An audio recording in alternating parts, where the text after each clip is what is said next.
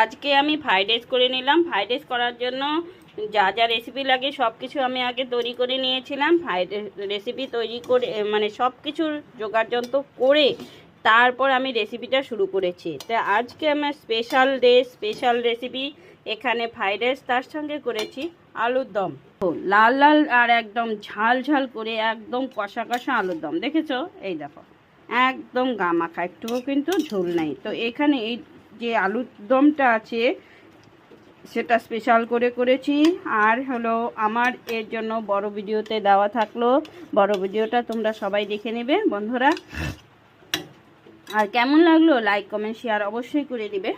আর দেখো, এখন আমি ফ্রাইড রাইসটা সম্পূর্ণ হয়ে গেছে। এখানে আছে 1 কিলো আলুর দম, আর এখানে আছে 1 কিলো চালের ফ্রাইড রাইস। তো তোমাদের কেমন লাগলো বন্ধুরা জানিও, আর ভালো লাগলে লাইক কমেন্ট শেয়ার করে